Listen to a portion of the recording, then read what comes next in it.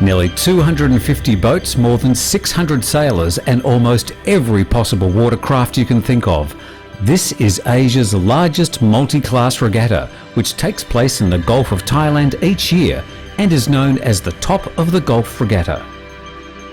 Celebrating its 10th year, Top of the Gulf started with the aim to promote sailing in the Gulf of Thailand and encourage boats of differing types to compete. 10 years on, and the regatta has grown to become the largest of its kind in the region. The size and diversity of the regatta today is testament to the founders and their vision. One of those founders, Bill Gasson, has played a leading role in many of the country's regattas. A veteran of Thailand's marine industry, he's worked tirelessly over the years to put Thailand on the global sailing map. The regatta was started 10 years ago as a result of my and others wanting to put a regatta together that represented all of the classes of boats that were racing in the Gulf of Thailand. We had started already in 1987 the King's Cup, and then we got a little bit closer with starting Koh Samui about 12 years ago.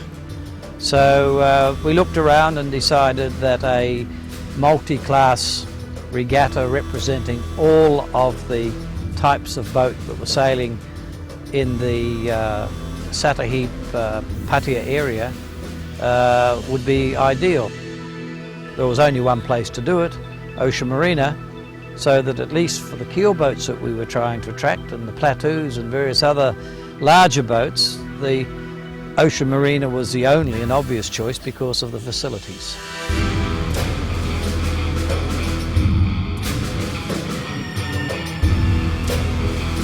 Top of the Gulf is unique in its inclusiveness, encouraging boats of varying sizes to come together in a single event. Having such a variety of boats competing requires different course areas and separate race management teams, and the organisers work closely with the Royal Varuna Yacht Club, Yacht Racing Association of Thailand and the Royal Thai Navy to deliver just this. The regatta consists of 3 or 4 major, if you like, regattas within the regatta, and the umbrella of the Top of the Gulf Regatta. First you've got the normal keelboat racing and dinghy racing in all classes for the top prize, which is the Top of the Gulf trophy, and everyone gets a replica plate who wins to go away, etc, etc, etc. But within that, part of the deal was that when the plateaus came to stay at Ocean Marina, we would provide them with certain racing, of which the Coronation Cup was one of the events. So that is incorporated. We also offered to run with Wairat the Thai Nationals for optimists, and we have done that for the last 10 years. And this year, as an addition, the RS1 Olympic board class are holding their Asian championships for this year in conjunction with the Top of the Gulf Regatta.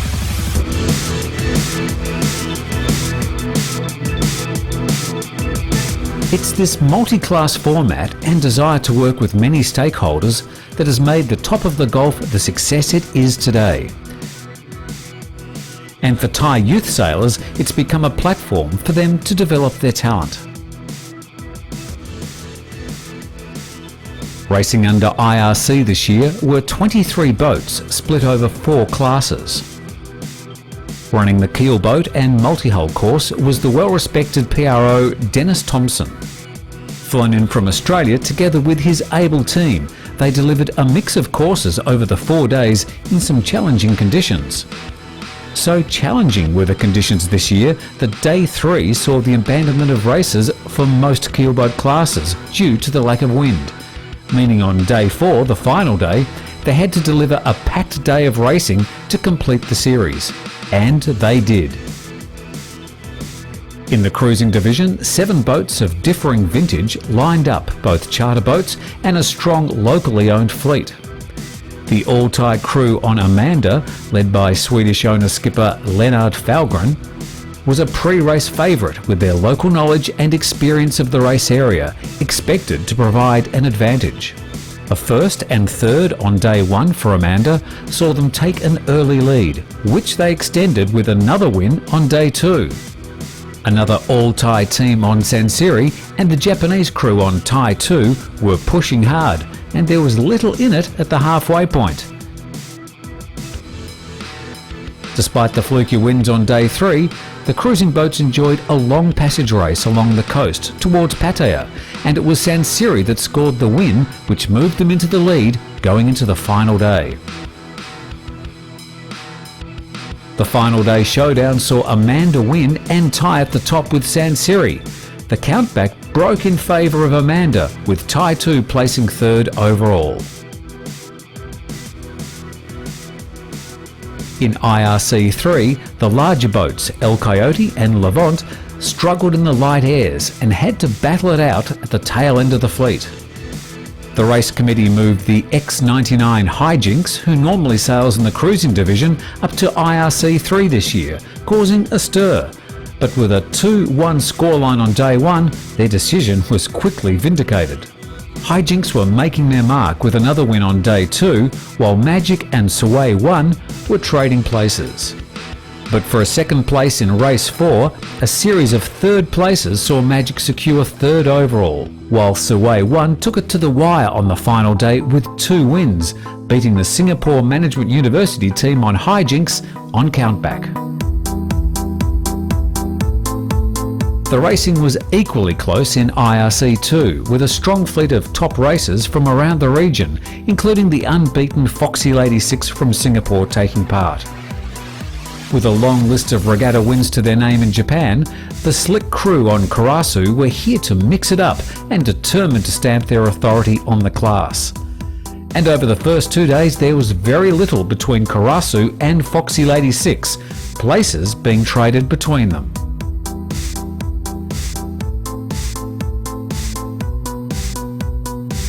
Having a close battle mid-fleet were Blue Note, Fujin and Windseeker, and it was Windseeker who sailed best over the 4 days to come out at the top of the group and place third overall. 2 wins for Foxy Lady 6 on the final day, and a surprising DNC in the final race for Karasu saw the Japanese crew have to settle for second overall behind the unbeaten Foxy Lady 6. And we had some really good, competitive boats in our division this year, including Karasu, the Japanese entry. And that was always going to be hard to beat. And they've had a great track record over the years, and that's just about unbeatable, I think, in the last couple of years on the Asian circuit. So I was really looking forward to this week and see if our 5 regatta unbeaten streak with Foxy Lady could get another one.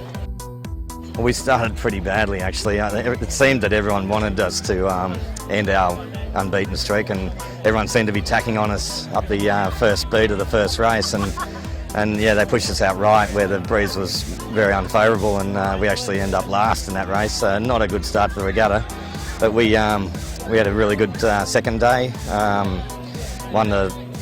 Actually, we looked like we were winning the long race, but the Japanese guys, credit to them, they beat us by 20 seconds in a 2.5-hour race. And our backs were against the wall, thinking how can we beat these guys? But today a different story. We went out there all guns blazing and started really well.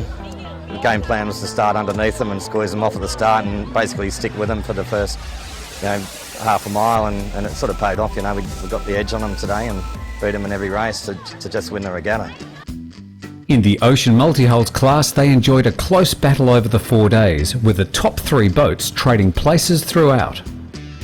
Performing best in stronger winds and over longer courses, Sonic came into her own on day 3. The day when most classes didn't manage to complete any races, the Multi-Hulls were sent off on a coastal course south to Pattaya, and Sonic showed her colours, taking the win. Their second in the series, tying them at the top with Cedar Swan going into the final day. 2 races on the final day saw everything change. Mojo won both, and with that, the top 3 were all tied on 9 points. Never before in the regatta's 10-year history has any top 3 been tied at the end of the series. countback broke in Mojo's favour and their stunning final day performance secured them the class title.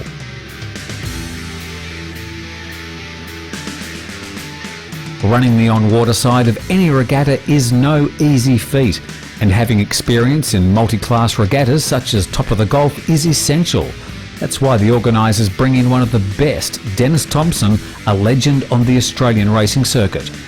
This regatta's unique. It's similar to a couple of North Queensland regattas that I do.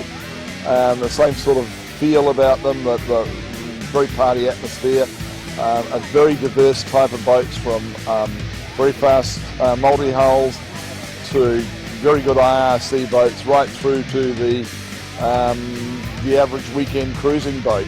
They've all got a chance to race here, so I see a lot of that, particularly in the North Queensland regattas. There's a lot of that happens, so yeah, it's quite similar in that way.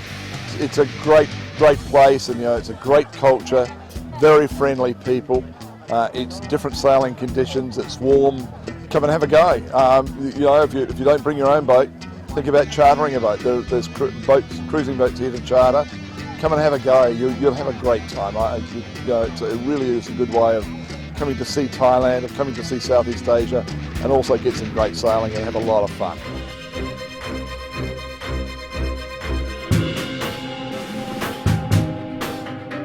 Regatta organisers are active in supporting grassroots sailing in Thailand, and incorporated into the Top of the Gulf is the Thailand National Optimist Championships. Bringing together the top youth sailors in Thailand and offering a platform for developing sailing talent, the National Championships welcomed almost 130 youngsters from Thailand and around Asia this year, and the competition was fierce. Aged from 7 to 16, the youngsters battled it out over 3 days for the 39-year-old trophy. It was a tough 3 days with fickle winds and testing conditions. The light winds meant 5 races were completed, and going into the final day, the top places were still up for grabs. After taking an early lead in the series, Malaysian youngster Muhammad Fauzi bin Kamin Shah slipped up on the final day to finish 3rd overall, just 1 point behind national team sailor Suton Yampanid. However, mastering the conditions best was Thai girl Sutida Punpat from the Junior Sailing Squadron of Thailand, who sailed to victory and was crowned the 2014 Thailand National Optimist Champion. On the dinghy course, a total of 53 boats are competing, including Laser Standard, Radial and 4.7, Bite C2s, 420s, 470s and 29ers, as well as Hobie 16s and Nacras competing in an open beach multi-hull class. A number of current Olympic sailors are joined by many more Olympic hopefuls, and in the laser class, the competition was tough. Top of the Gulf, I think it's a really good competition. Previous year, I think there's like strong wind, light wind, wave, current, and a lot of sailors compete here. The competition is like I have to sail with a Thai boy sailor who went to Olympic in 2012. His name is Kirati Bolong. But he's in laser standard, so it'd be like handicap. This regatta, every year there is foreigner come here for competition. In laser class, they are from Hong Kong, Malaysia, or Singapore, but mostly it's Hong Kong and Malaysia. Thai Olympian Kirati Burlong led the laser fleet from start to finish, adding another Top of the Gulf regatta win. Up-and-coming sailing star Kamonwan Chanyim, gunning to represent Thailand at the next Olympics and with a 2nd place in the laser radial division, here she showed she had the skills to go a long way. I like laser because it's a single-hand boat. I like to sail alone. It's like I think by myself. If I do mistakes, so I blame myself. There is laser radial in Olympic in 2016. I want to be first Thai woman to go to the Olympic. In the double-handed dinghies, it was the Thai pairings of Totsapon Mahawichyen and Sarawut Petsiri and Navid Tamsutorn and Natbat Marasiri who topped the 420 and 470 standings, whilst Nopagao Punpat and Nichipa Waiwai placed first in the 29er fleet.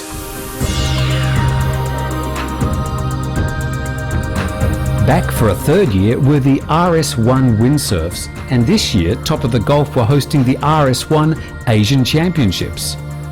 21 windsurfers from Thailand, Malaysia, Singapore, Hong Kong, Japan, Indonesia, Myanmar and Sri Lanka were competing for the honours.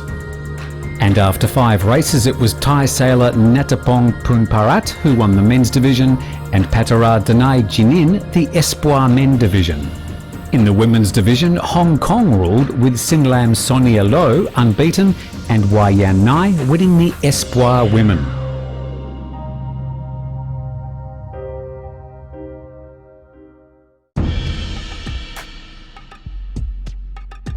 Back on the keelboat course in IRC Racing 1, it was the TP52 Oi that got off to the best start with 2 wins on day 1, while the 42-footers Island Fling and Wanmarang traded places. Oi continued with another win on day 2, leading from start to finish, while a second for Island Fling saw them grab a 1-point lead in the overall standings from Wanmarang. Following the lack of wind on day 3 and subsequent cancellation of racing, day 4 was make or break. The winds were up and 3 races were scheduled. Undefeated heading into the final day, the title looked safe for Oi, and following a win in the first race, the Australians had one hand on the trophy. However, Kevin Whitcraft's Thailand-based crew sailed brilliantly to deliver 2 wins for Wanmarang in the final 2 races of the day. But it was not enough to displace Oi, who took the series title, but it was enough to tie with Island Fling and secure second place overall on countback in what turned out to be a thrilling final day of racing. Ocean Marina has been the home of the Top of the Gulf Regatta since the beginning. Providing a safe haven for boats each night, one of the regatta's strengths is the marina base. Ocean Marina has been involved with sailing as well as other boating activities for the last 20 years. In the past 10 years, some of the sailors got together and we thought that it would be nice for us to push this to another level. So we started racing different class of boat using handicap system. And the first year there were very few boats coming out to race. Soon as the word got around, people knows about us, both local and international sailors. So people started to come. But we always keep the format of the event and the racing on a casual and enjoyable and entertaining manners. Ocean Marina business is in property development, and of course, there's a big facility in the water that we need to fill. We've been able to do that very well. 2 years ago, we expanded 25%. That's about 100 slips for boats. In addition to that, we also cater for hospitality services. We have hotel rooms and variety of food service facility on site. Having undergone a series of expansions in recent years and with further expansion planned, the marina is now the largest in Southeast Asia, accommodating up to 378 boats in the water, up to 50 metres in length, a large hard stand and dry dock area, as well as the fantastic shoreside support services, accommodation on site, and all the facilities provided by the Ocean Marina Yacht Club. Indeed, it's the Yacht Club where prize givings are held each evening. Outdoor on the lawn becomes a gathering of novice and professional sailors, young and old. It's where the 600 plus sailors come together in a friendly, informal atmosphere unlike any other regatta in Thailand, something much appreciated by the participants. I particularly like the fact that it's out of a marina, so you don't have to moor your boat offshore. You know, we go to the King's Cup, we go to Samui Regatta, and it's dangerous leaving your boat at anchor offshore. Here, people can come ashore, just step off their boat, come up to the bar, relax, take it easy. Camaraderie as you look around here is pretty good as well. I think it's a good venue. I think the races are generally run quite well. Generally it's a well-run regatta. It's really convenient having a marina where the boat can lie alongside. and yeah, very good. Parties are good and good atmosphere.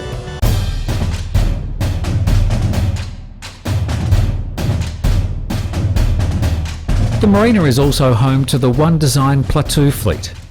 These 25-foot Bruce Farr design boats offer up some of the most competitive One Design racing in Asia, and with over 20 based in the marina, it's the largest fleet of its kind in the region.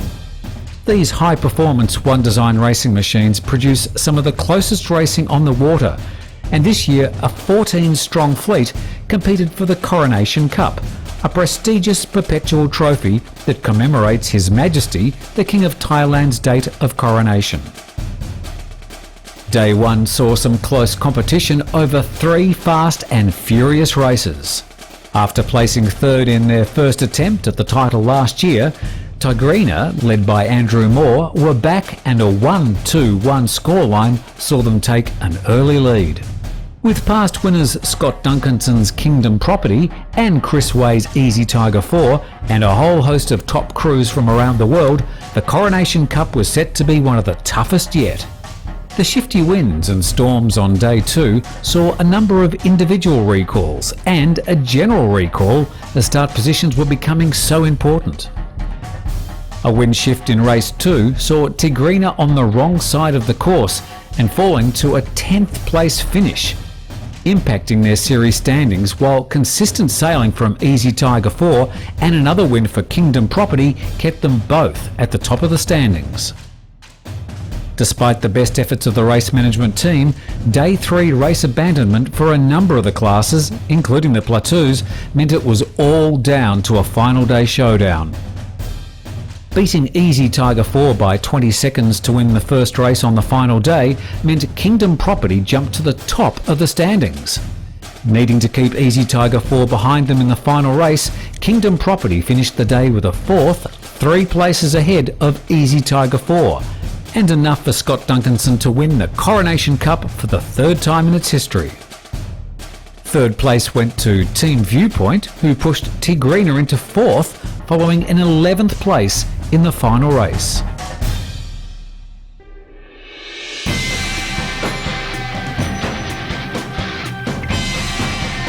The 10th Top of the Golf Regatta came to an end marina side with a lavish gala dinner hosted by the Ocean Marina Yacht Club. Winners across the 11 classes were celebrated in front of their peers, and everyone enjoyed a fitting finale to another successful Top of the Golf Regatta.